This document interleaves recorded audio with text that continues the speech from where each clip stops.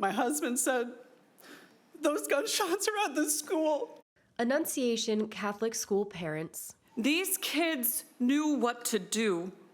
They did the drills. They followed the procedures. It didn't save them. First responders who treated the victims. I'm haunted by the looks in their eyes.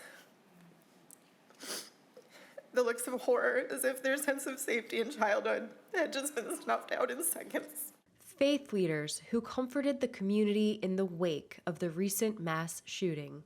It is not your duty to finish the work, but neither are you free to neglect it.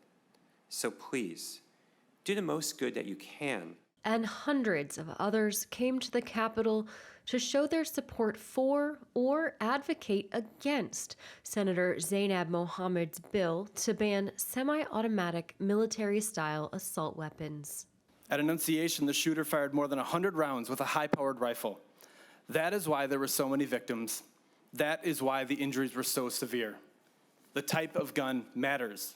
I am less interested in bickering over what specific design feature of a firearm makes it more dangerous or less dangerous, and more interested in trying to find solutions that can identify somebody who's in crisis. While the faith community must address the deep spiritual aspect of that crisis, sound public policy is also needed to adequately address mental health needs in our community. I hope as we move towards special session, we can broaden our scope a little more than just on the gun violence portion.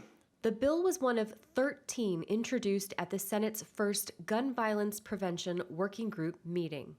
Members also heard bills on firearm safety courses. Senate File 511 requires that anyone purchasing or taking ownership of a firearm in Minnesota must first complete basic firearm safety training.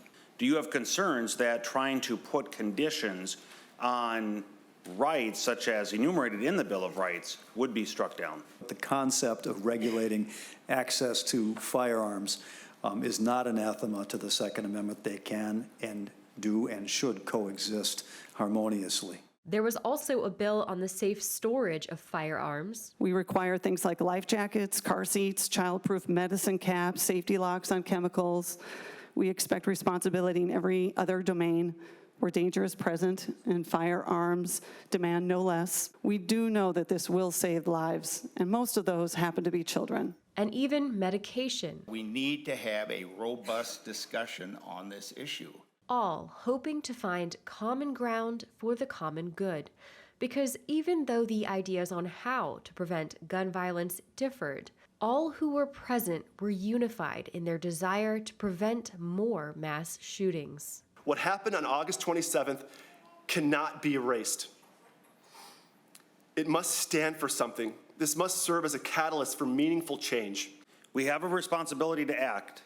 This should not be a hard vote, and this should have 201 votes. And I call on all of you to keep coming here and begging of us to take action, and I will stand with you. We will keep coming.